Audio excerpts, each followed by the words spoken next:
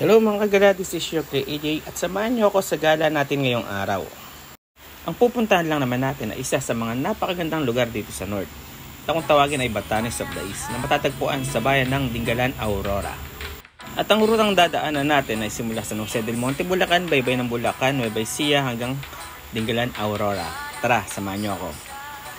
Mag-aalas 5 na nga nung umalis kami ng bayan at ang ine-expect naming travel time dito ay 4 to 5 hours para makarating doon. At sa umpisa nga ng aming biyahe ay nasaksiyan namin ang isang napakagandang bukang liwayway na nagpapakita ng isang magandang panahon sa gala natin ngayong araw. Ang first stopover natin ay dito sa Arco ng Nueva Ecija kung saan dito rin nag-stopover ang karamihan ng ating mga riders na pupunta sa bandang north.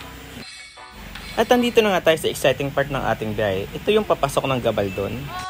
Dahil simula dito ay siguradong mabubusog ang inyong mga mata. Dahil sa ganda ng daan, paligid na napapaligiran ng bulubunduking mga ilog, ay siguradong mapapa-unlimited pictures, Instagram ID kayo dito kaya siguraduhin na mataas ang inyong mga memories sa mga gadgets. Alright. Ang ilog pala na inyong nakikita ay tinatawag na Dupinga River na isa sa mga tourist spot dito sa Nueva Ecija. Dahil lalo pa itong pinaganda, maraming mga cottages na rin yung mga nakatayo dito at alam ko pwede rin mag-overnight. Kaya kung init ka na, pumunta ka na dito at isama na sa inyong bucket list. Alright!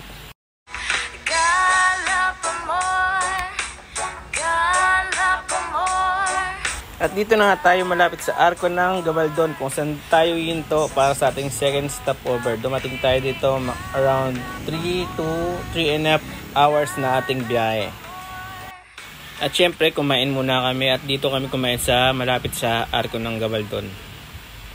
So yun, solid yung lasa ng kanilang papaitan. Pero yung iba, saktuan lang. Then yung price, okay lang din, hindi siya mahal di mura. Sakto lang. At after kumain, ito nga, picture tayo dito sa Arco ng Gabaldon. Then dito pa lang, sulit na ating pagpunta kasi napakagandang mala New Zealand na kapaligiran ng inyong makikita. At isa rin to sa mga dinarayo pag may pupunta dito sa Dingalan.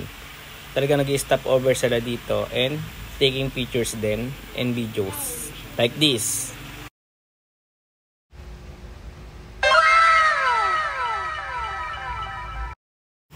O, di ba? Solid liquid gas yung kapaligiran dito, napakaganda.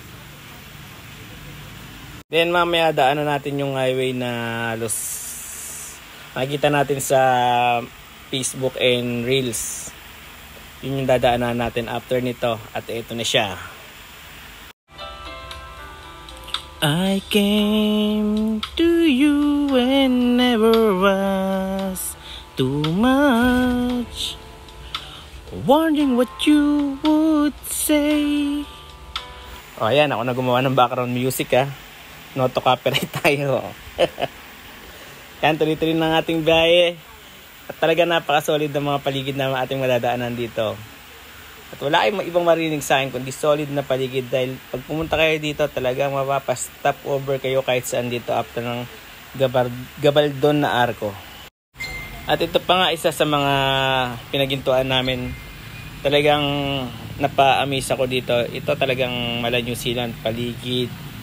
Yung mga grass, then yung mga ilog na madadaanan namin. Then sa side niya is mga bundok. So wow. Talagang worth it pag pumunta kayo dito kung gusto nyo magkape. Talagang napakasarap din. Kung gusto nyo mag-relax din, magtanggal ng stress. Yun. Alright. Talagang magandang mag-unwind dito. At pag nadaanan natin tong isang estatwa ng malaking tuna na to, ibig sabihin, ito na yung sign na marapit na tayo dito sa I Love Dingalan na halos pinupuntahan or ni-stop over din ng mga riders pag pumupunta sila dito. Then, if ever na pupunta kayo dito, is pila-pila bago kayo mapag-picture. And much better siguro kung mga around 12 or 1 PM kayo medyo mainit. Solo nyo yan. Walang gano'n nagpipicture. Kasi, pagbalik sa kami dyan magpipicture. Ayun, dire-diretso tayo. Siguro mga 20 minutes madadaanan natin itong Barangay Paltek. So, pero bago nyo ito madaanan, may madadaanan kayong Petron. Bago mag-Petron, kakaliwa kayo. Yun yung papuntang Batanes of the East na tinatawag dito sa Dingalan Aurora. Payo ko lang sa mga akyat dito, siguraduhin nyo na kondisyon yung inyong mga sasakyan at motor, yung preno. Pero sulit naman pagdating sa taas dahil yun nga sobrang taas nito. Then pag akyat nyo, ito makikita nyo. Ang bubungad sa inyo ang natawag na Batanes of the East. Alright. Pero that time is sarado yung sa may White House. So dito lang kami sightseeing sa medyo taas. Kung nakikita nyo yung isla, parang isla doon.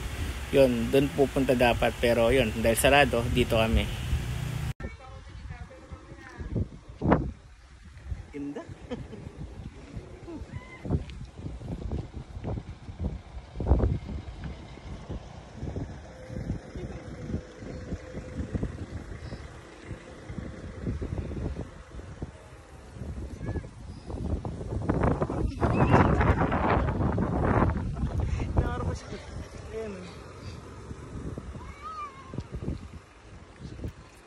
Ayos, akyat tayo. Baba na sila. Dada. Mami pag akyat ko doon, picture mo ako dito, tas akyat ka doon. So. Tara, samahan nyo ako dito umakyat sa Pit Tourism Destination din dito sa Dingalan, ang Nuestra Señora de la Paz. Then, bago tayo umakyat is magbabayad tayo ng 50 pesos per head dahil dalawa kami, nagbayad ako ng 100 pesos para sa environmental fee or parang pinaka-entrance fee na rin dito. Then, meron siyang 250 steps. So, fast forward lang tayo. Medyo nakakapagod. Dahil medyo nagkakaedad na tayo. Pero, ayun, sulit dahil magandang tanawin dito pagdating sa taas.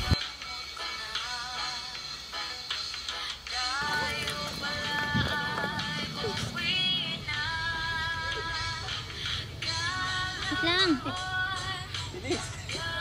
At dito nga rin pala nakaramdam ng pagod ang aking camera girl or yung aking asawa na lagi kong kasama kung saan ako pupunta dahil parehas kami ng libangan. Ito yung gumala at lumibot. So sana soon is masama namin yung aming mga anak at magkaroon kami ng 4 weeks para yun, makatravel kami kung saan namin gusto na kasama sila. Sa wakas, narating din natin yung tuktok at ito ang makikita natin sa taas. Yung sa baba na yun, dyan kami nag-stop, then nag-picture kanina. Then ito, ganito kaganda. So yun, napaka-solid ng Batanes of the East. Nakakawala talaga ng pagod. Napakasaryawa ng hangin. Ganda sa mata. So yun, nakakatanggal talaga ng problema pansamantala. Kaya kung gusto mo tumakas saglit sa iyong problema, try nyo to, pumunta kayo dito. Batanes of the East sa Gabaldon. Yun, talagang sulit yung pagpunta nyo. Gumaganda ang paligid, kung bawat tao ay puno ng pag-ibig, napapawi ang negative, masilayan lang ang iyong ibig. Okay, gandang isipin ang isang mundong puno ng pag-ibig.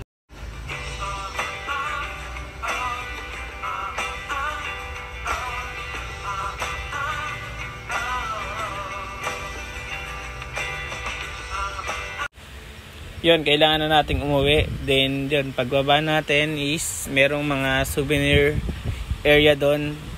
Makikita natin doon yung mga rep magnet, bracelet, stickers, necklace yan, mga bags na pwede kayong bumili or pasalubong kung sakaling uwi na kayo. Then bibili nga ako dito ng rep magnet para pasalubong ko rin. Then para mapuno na rin yung rep ko na kung saan lugar kami mga pumupunta. So ano na rin to, souvenir sa amin. Then ayun na nga, let's go na dahil di naman tayo pwedeng magtagal dito dahil meron pa tayong mga responsibilidad.